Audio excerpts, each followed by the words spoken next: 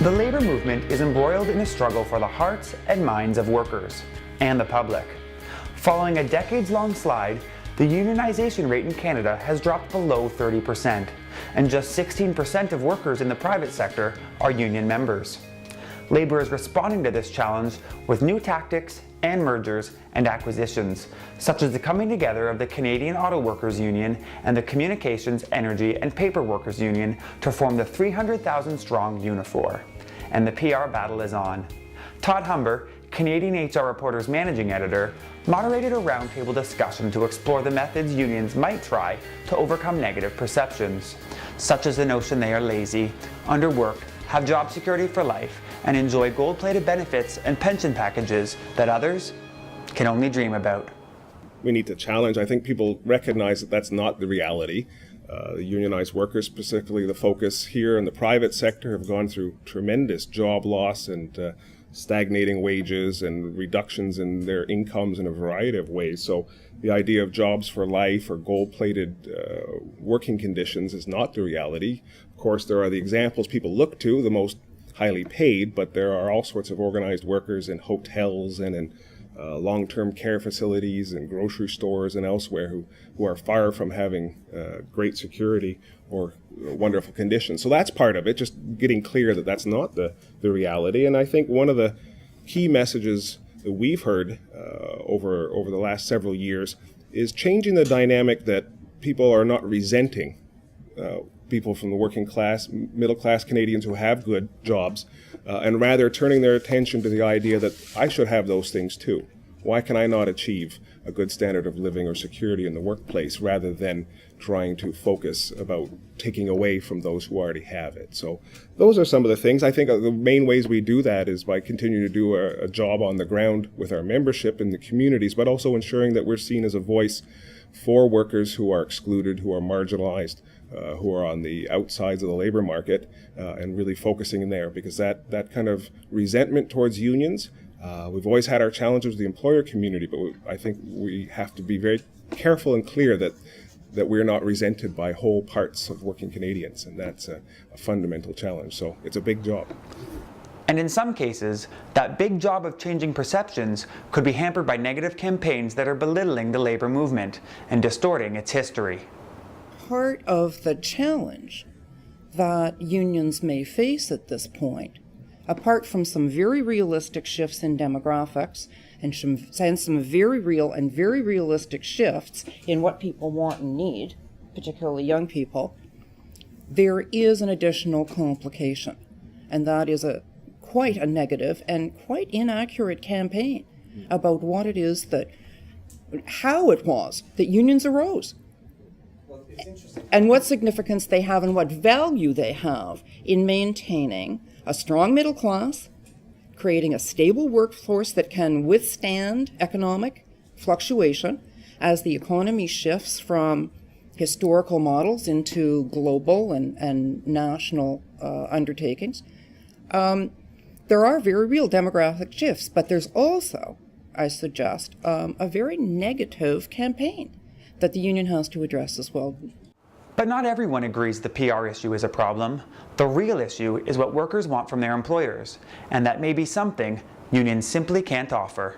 We're not talking about a PR problem. We're talking about the general public having a fundamentally different perspective on the workplace than unions. And so it's not just a problem that necessarily needs solving in our view. What happens is that generally most people are very satisfied with their jobs. They tend to be more satisfied the fact is job satisfaction is driven by factors around communication, the quality of the decision making, the involvement in the running of the business. The workplace is evolving. We're seeing higher educated people. We're seeing people who are more discerning with information. And they're choosing, all surveys show that they'd much rather work in non-unionized workplaces than in unionized ones. And even those, there are a portion of unionized workers who would rather not be unionized. So these kinds of shifts, I think, are important to make sure that we've got the appropriate policy means and the policies out there to ensure that it's not a union-centered or an employer-centered kind of perspective. It's what do people want? How do they want to associate themselves? And how do we allow that to take place? But the idea that workers are content as is doesn't ring true in union halls. I'm not hearing most Canadian workers saying everything is perfectly fine on the job and everything's lovely, and the only thing that is a problem in the workplace is that there's a union around. I think a lot of people are concerned about their security. A lot of people are concerned about the future. They're concerned also about their kids and their kids' future, about what quality of jobs there are. So I think, everyone's entitled to hear how they are going to, but we hear regularly from our members, from people in the community, from youth, that they have significant concerns about what is evolving in the workplace, and they're looking for some way to improve that. And it's our view, and I think, there are different studies out there that say people actually do want to join unions and that people are pleased to be in a union. They support their organizations. The statistics show somewhere around 50,000 people a year join a union for the first time in Canada. Across the country. So, there is, I think the questions are broader than talking about whether or not unions in the workplace are the fundamental problem. I think the questions are about what do Canadians want in their workplace and from their jobs, and I think it's a much broader question than about whether or not unions are there or not. I think there's other issues at play. Labor lawyer Jamie Knight said one of the biggest fights may play out in the political realm because of one massive shift that could be on the agenda. I mean, the elephant in the room is the sweeping change in legislation in the United States, where there are more and more right-to-work states, as the phrase goes. What Elaine, I think, correctly might say is a campaign using a phrase that isn't really an accurate characterization of what the legislation is. There have been significant legislative changes in Saskatchewan, and we have a major political party in Ontario in a minority government situation that has a white paper that clearly spells out its intention to bring forward legislation to transform Ontario's Labor Relations Act and move towards a system whereby there is no dues deduction automatically enforced when a trade union secures the right to represent workers in the workplace. So that's the PR campaign that's going to play out. It's going to play out in the next Ontario election, and there's a real possibility that the next government of Ontario will be formed by a party that proposes to follow the recent example of Michigan, for example, which is a primary competitor for Ontario jobs. So that's the campaign that I think is going to be the interesting one. The issue, and it's not my issue, it's the political issue on the table, is whether or not the RAND formula is going to be done away with in the province of Ontario. And if the RAND formula, which provides for automatic dues deduction in a unionized environment, is done away with, how does the trade union respond to that in a scenario where dues essentially become voluntary as opposed to imposed? And whether that the trade union's view is that necessarily leads to the destruction of the trade union movement in Ontario, or whether there's a trade union response to that, which I haven't heard yet, and I struggle to wonder what it might be. But that's what the issue is, because that's going to be what the political campaign's about.